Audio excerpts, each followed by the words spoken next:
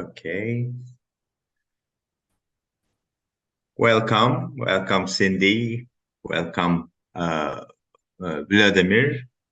Sorry. I will introduce Zahra Ali.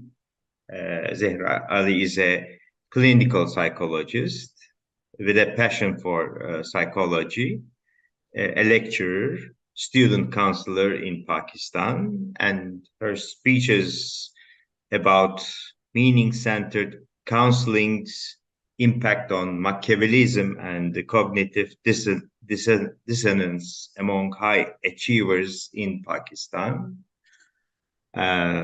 Before we start, we are providing language translation, and I'm going to copy a link of that translation service on the chat.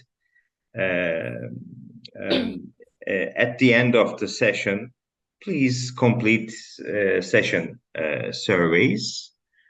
The stage is yours, Zahra. Thank you so much, Mandu. Thank you for the introduction. And I'll just share the screen with you.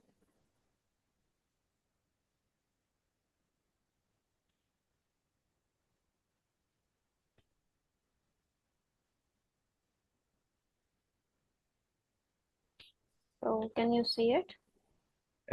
Yes, very well.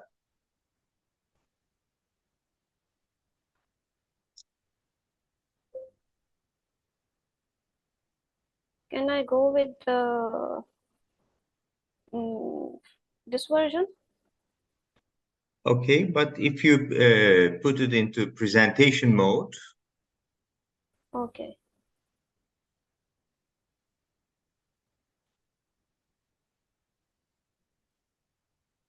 Okay, so the topic that I am presenting here is meaning-centered counseling and its impact on Machiavellianism and cognitive dissonance among high achievers in Pakistan. Specifically, when we talk about the young adults and the adolescents and the young adults here, so we are just facing the crisis of character. And what I have observed from the trend is that it's not just significantly relevant, not only just to my home country, but also on a global scale.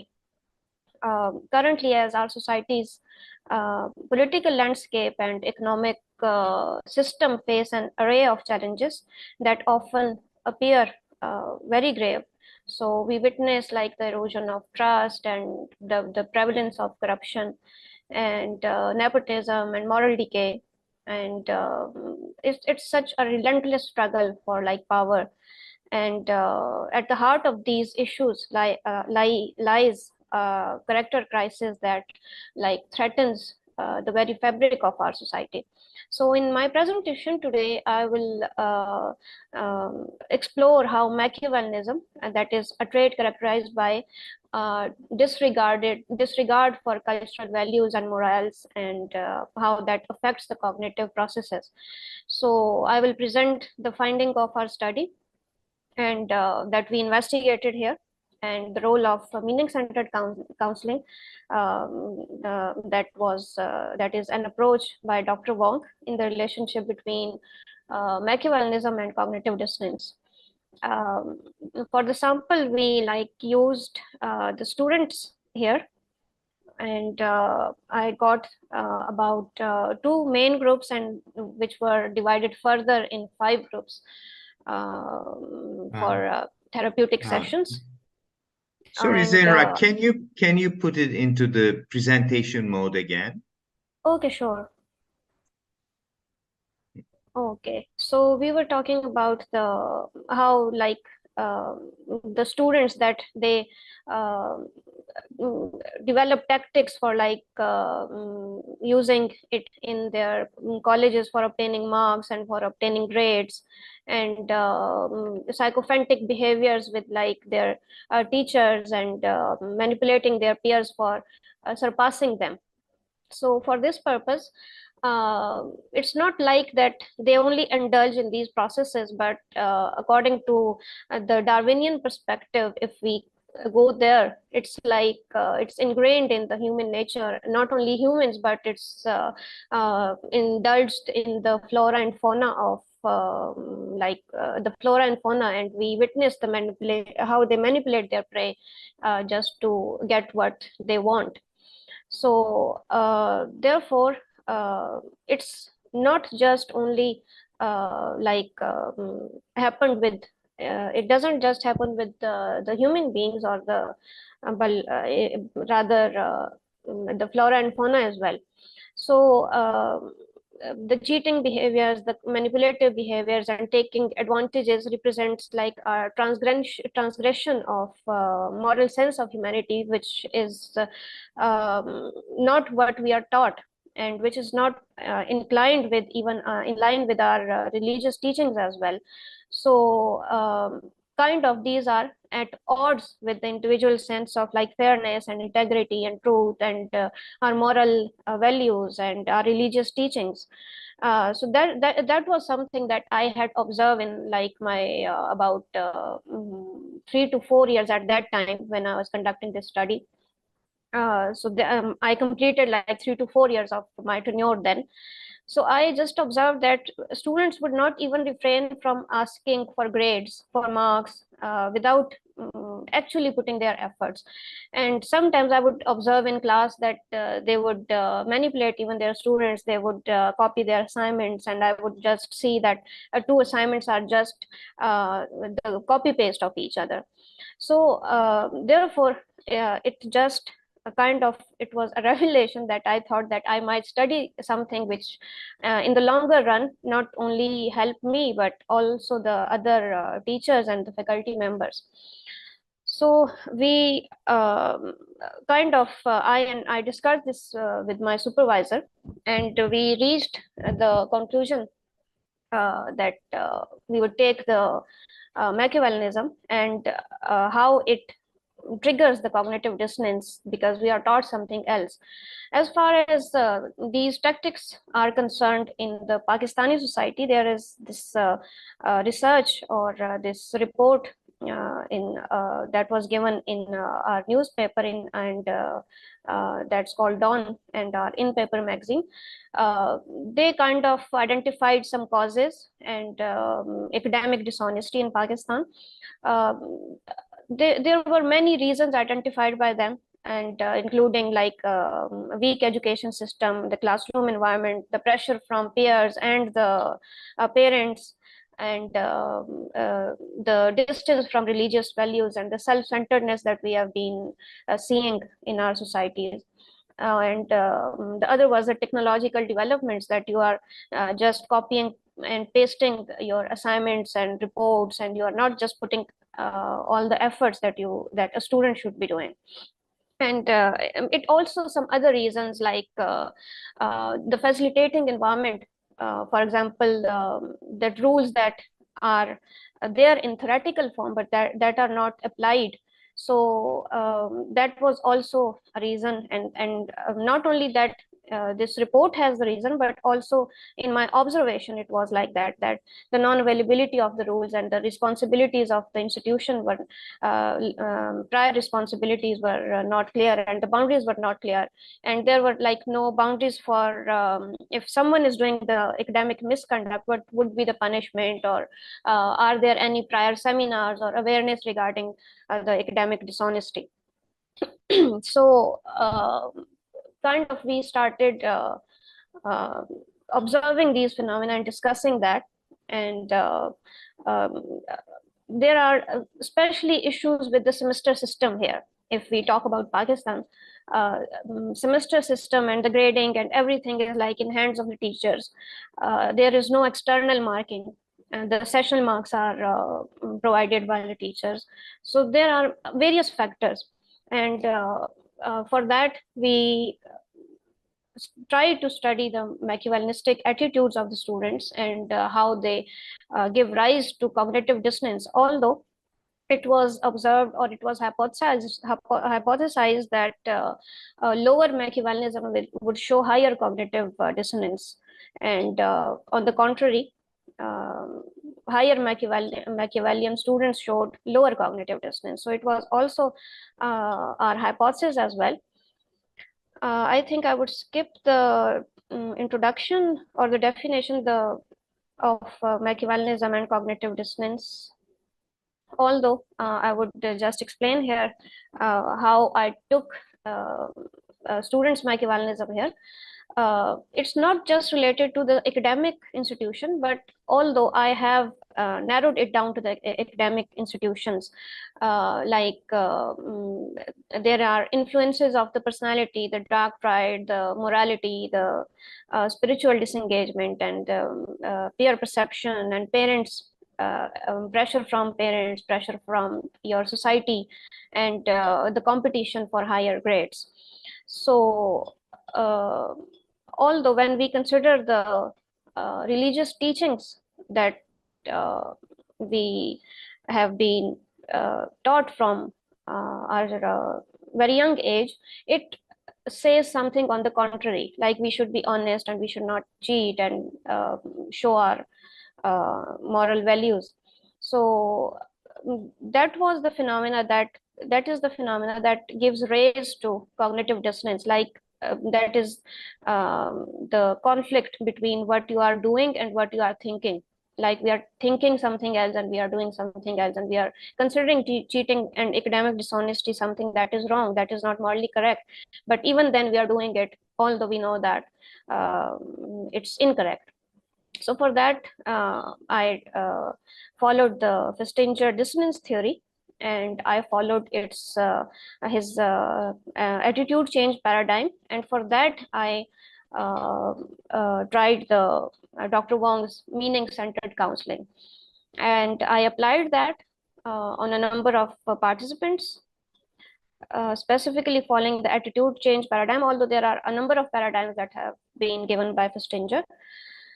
So why I selected this paradigm, or why I selected specifically this topic, because there are a limited number of researches which combinely study Machiavellianism and cognitive dissonance. Some references are given here that I could find online, although there are limitations that I cannot study and go to a library and check the physical research, like something that is not published. So there are other studies which prefer to study Machiavellianism in isolation rather than studying it combined with cognitive dissonance, or studying it with how Machiavellianism gives rise to cognitive dissonance. And overall, the studies that were conducted were related to dark pride, rather than just studying only the one construct, that is the Machiavellianism. If we talk about attitude change was, although studied with it, but it has been long since it was studied, or it was used with cognitive dissonance. That is even somewhere about 1990s. So therefore, I tried to cover that research gap as well, just to see if there is a change, there is a shift in the attitudes, or if things are just the same.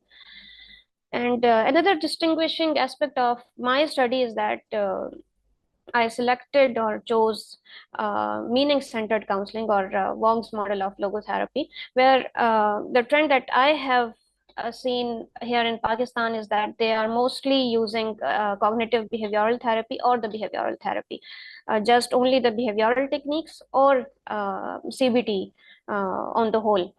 So I tried to do something, and that is, I think, for the first time that I have any study has included logotherapy or meaning-centered counseling. There was a single study that I could find, but that also used the conventional logotherapy that was introduced by Viktor Frankl, although it was just on Machiavellianism. I tried to study it with the Machiavellianism, cognitive dissonance, and the effect of meaning-centered counseling. So for this purpose, that we are seeing that the students mainly comprise of our society and population, and they are the torch bearer of our future. So if they are morally deprived, so how would we expect a better society in the future?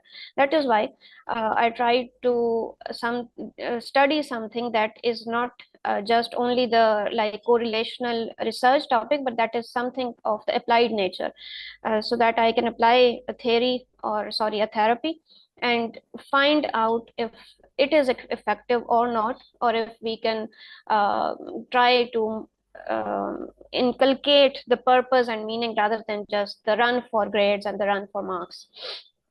Our objectives were to screen out high and low levels of Machiavellianism and cognitive dissonance among high achievers in Pakistan.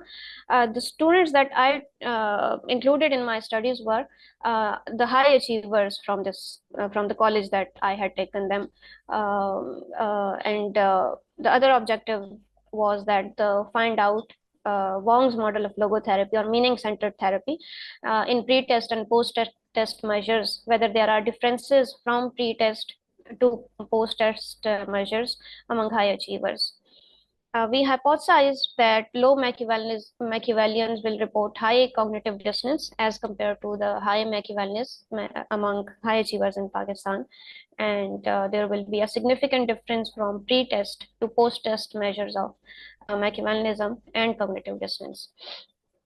We conceptualized 4 hypotheses.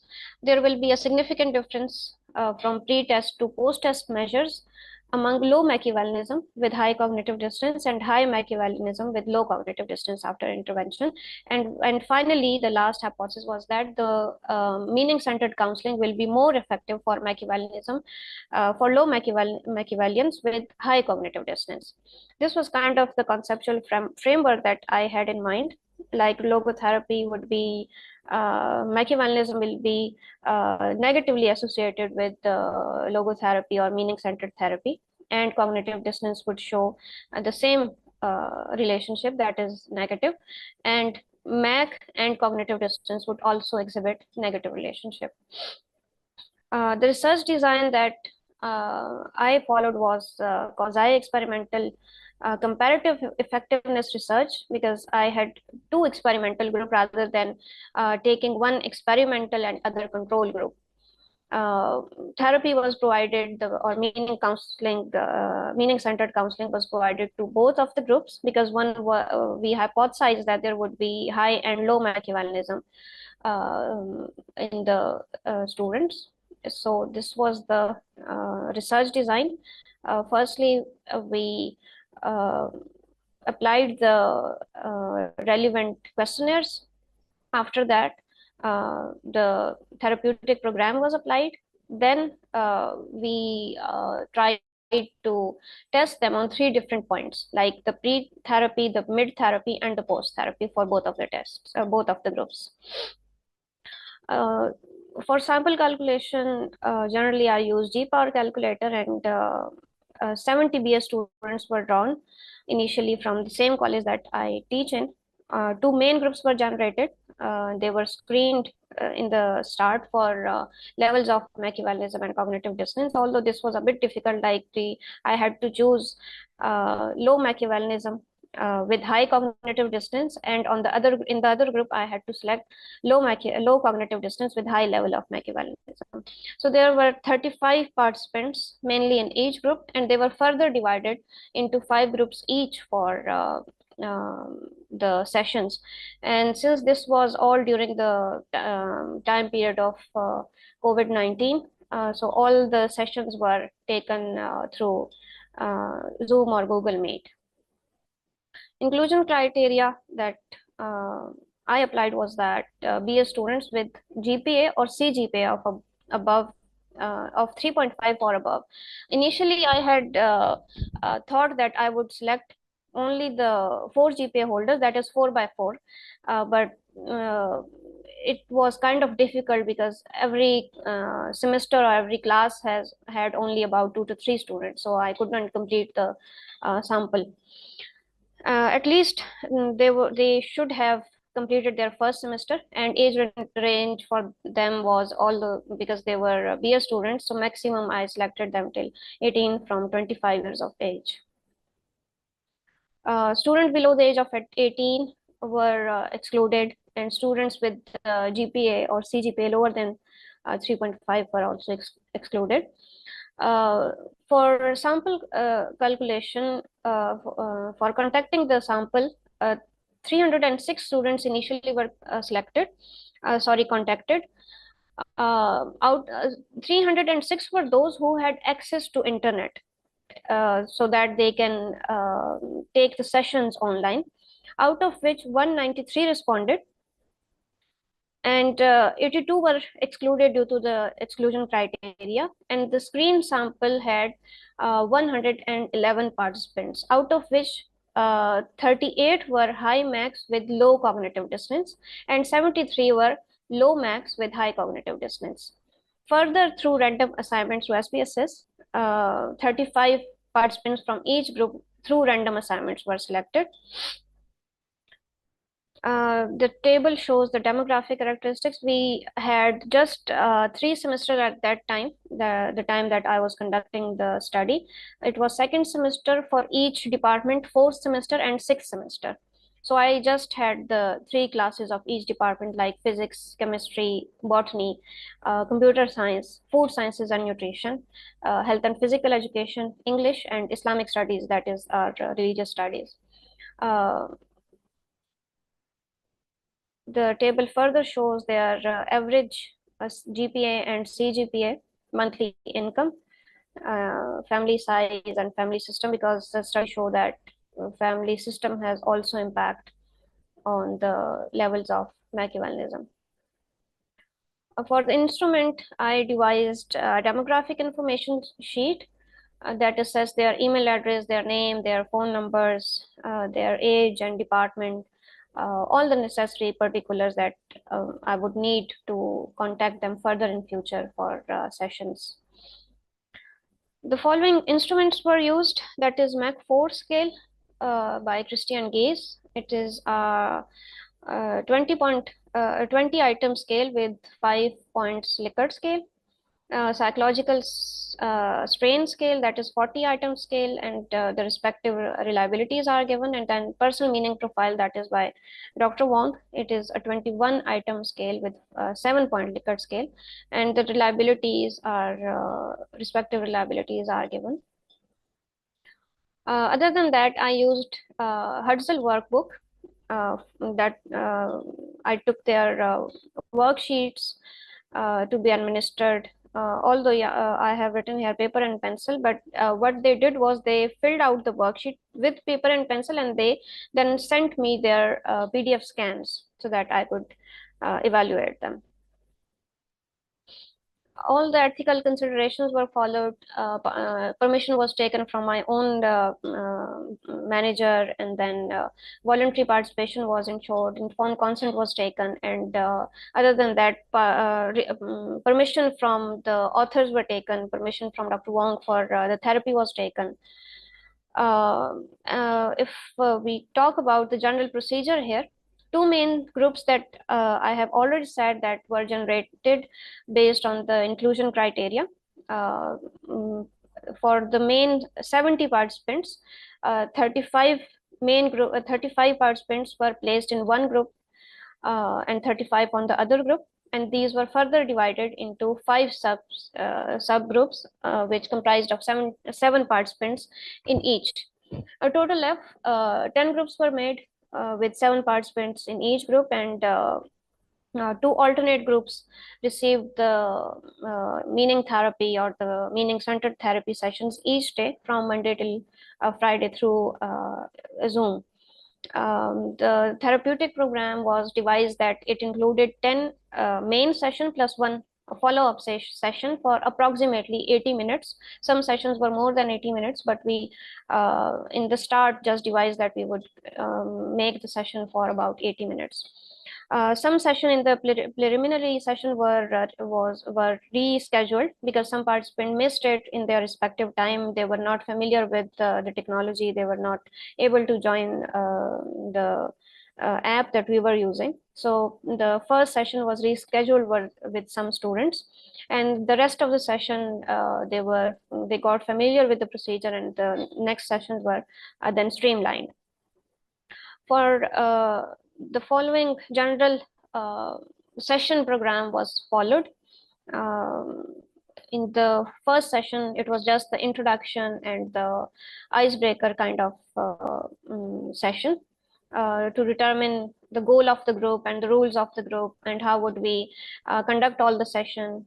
Application of the value awareness worksheet was done in that group, because that was just the beginning of the session, and I wanted to know about the values of the participants, how much they are familiar and what kind of values they prioritize. For homework, reading about meaning in life was given, and to my surprise, that was something that they even didn't know, although I had students of the 6th semester as well. But when I asked them about the meaning, the purpose in their life, they were just like, we are completing our degree and we don't know what we would do after that. The next, second, and third session comprised of the ABCDE intervention strategy by Dr. Wong, and for homework, gratitude practice work was given. Fourth and fifth session comprised of cultivation of intrinsic self-worth, and different therapeutic techniques were devised, like the homework, for example, perspective taking from different from an unbiased observer, and perspective taking from the person you are in conflict with, and perspective of your future ideal self. And there was also a mirror test, and the participant, after the fifth session, when we were doing the mid therapy assessment, they reclaimed that they mostly enjoyed the mirror test in all these techniques.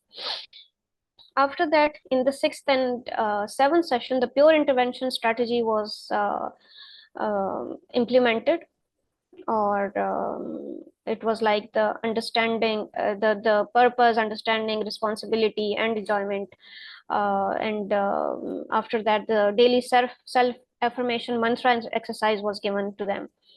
In the 8th session, the double vision strategy was applied, and the 9th and 10th session was like the de-reflection and the transition phase. In the 10th session, it was kind of summarizing up the session and taking their views and opinions, and their views on what kind of change they had observed. And after 1 week, there was a follow-up session, although only 51 out of 70 students showed up for that. And for the results, SPSS 24 was used. Demographic information of the study sample and the descriptive statistics was used, and the frequencies were analyzed. Cronbach alpha was used, the reliability scales to calculate the Cronbach alpha of all the used measures. Other than that, pictorial repeated ANOVA was used, because it was the repeated measures test to find out the differences. These are the descriptive statistics of the scales. And this is the correlation of all the study variables.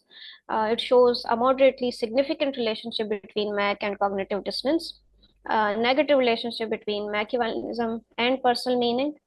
But there was a difference, and there was something that was kind of an exploratory analysis, that the relationship yielded in the study was non-significant between cognitive dissonance and personal meaning profile. Maybe because I was just studying it as an exploratory analysis, and it needs further study as well.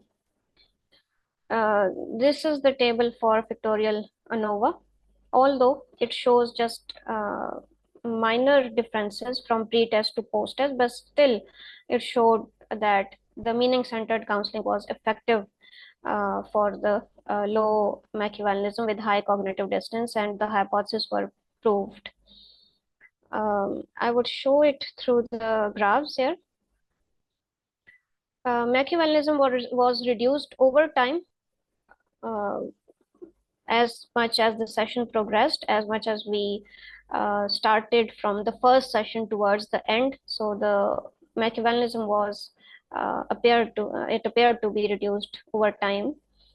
And the logotherapy or the meaning-centered counseling was effective in reducing cognitive dissonance of group 2, which was higher on cognitive dissonance, that was higher on Machiavellianism. Lower on Machiavellianism. There was a difference of 20.57 from pre-test to post-test, although it was a minor one from the start till the end, but it still showed that there were differences in the pre-test, from the pre-test to the post-test. Same was the case for cognitive distance.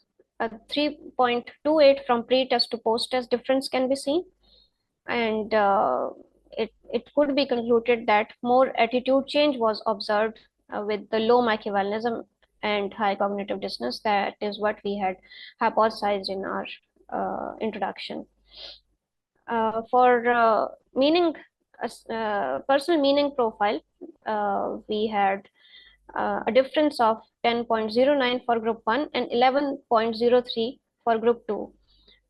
So it was concluded that it was although non-significant from the table, but if we consider the values, it shows a bit of a difference between the two groups. So we can just say again that the therapy was more effective for low Machiavellianism as compared to the high Machiavellianism. These are the summary of findings. As I have previously said, that Machiavellianism was negatively related to cognitive dissonance and personal meaning in life, and cognitive dissonance showed no relationship with personal meaning in life. That was a non-significant relationship. And low Machiavellianism, as we had screened them, showed higher level of cognitive dissonance, and on the contrary, high Machiavellian students showed lower level of cognitive dissonance. There were significant differences from pre-test to post-test, and the therapy was more effective for low Machiavellians with higher levels of cognitive dissonance.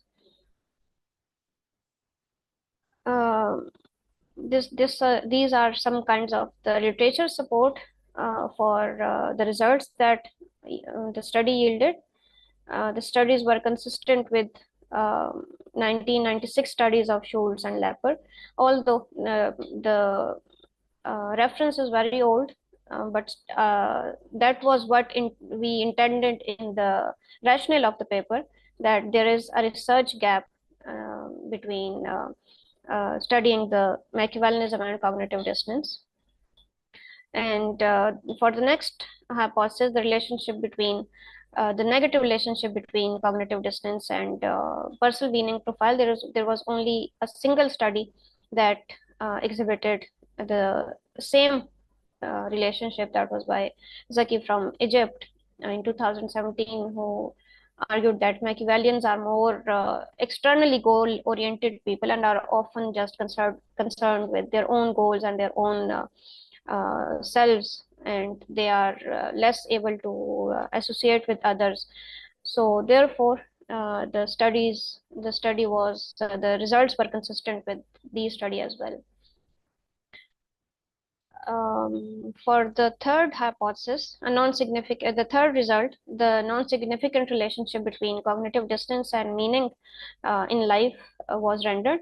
The results were again consistent with Baker, who argued that cognitive dissonance can be reduced through the attitude change paradigm, and when we inculcate the purpose and meaning in life of the participants, and when we create the incongruence values, and since the participants' average age was about 20.1 years, they were mostly concerned with studies, and they reported in the session as well that they have seldom thought about their purpose, as I had previously said, that they are just running towards their degrees and just try to achieve higher grades and good grades.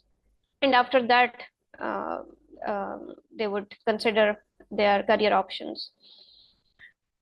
For the last one, a significant difference from pre-test to post-test. Again, the ABCD model was very effective, where the students at least tried to think about their perspectives and their purpose and their meanings in life and their existential spiritual nature, which they have totally ignored before. Factorial ANOVA results showed that the main purpose of logotherapy was the spiritual potential of meaningful fulfillment, and describing like the existential meaning hogs to meaning a man's existence. And there was the singularity technique that had an effect on students' escalation of meaning in life. They started considering themselves something like before that they kind of didn't show a very significant self-worth, but the singularity technique was something that they started feeling worthy of themselves. Limitations were that the sample was only confined to female students because there was kind of some restrictions due to the COVID as well. It could be further studied between different age groups and different genders for generalization. I had recruited only the high achievers in the study, so it would be good if we study the average students or the below average students so that we can observe the trends in there. A non-significant relationship, cognitive distance and personal meaning was rendered, which can be reasoned that the sample was too low, I guess, for the study. If we take a larger sample, that might include that might render some other results. The medium used was Zoom, and that was the very start of COVID. So I had to move on to the virtual session, although it was first considered that we would take the session personally, but it couldn't be done. So I think there was an effect of the online world as well. Some of the students didn't participate during the sessions properly, like they didn't ask questions, they just muted their selves and didn't properly answer or ask questions.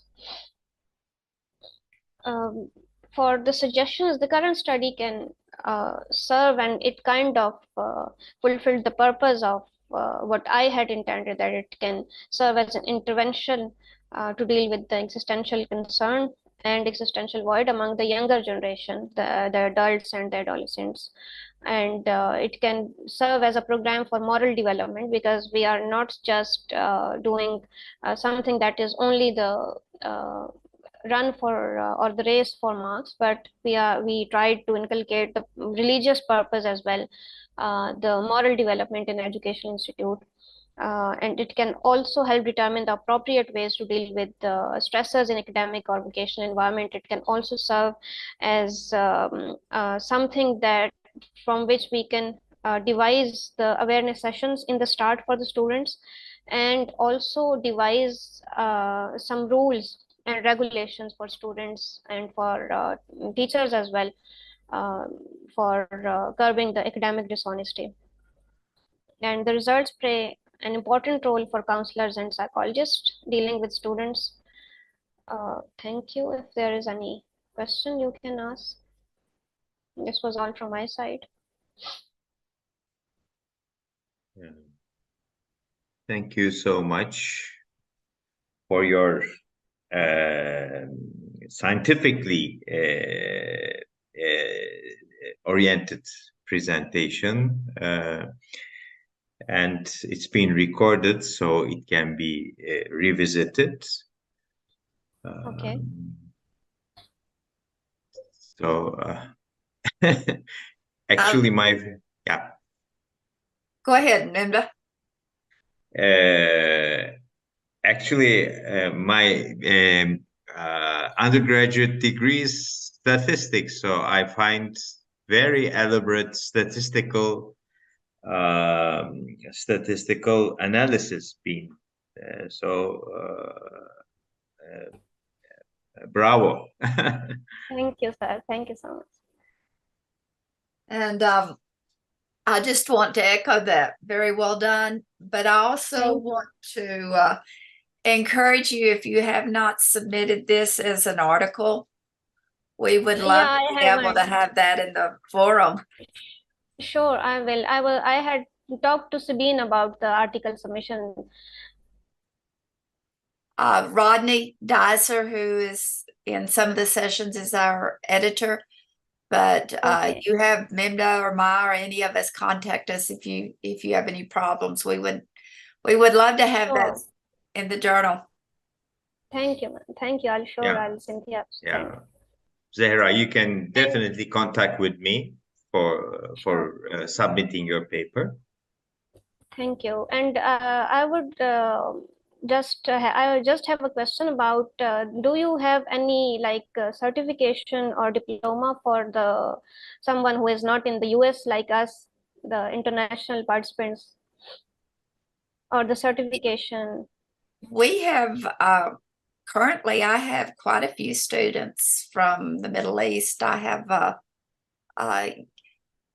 let me answer. Yes, you can stop recording. Thank you for your your presentation. Thank you, Ishan.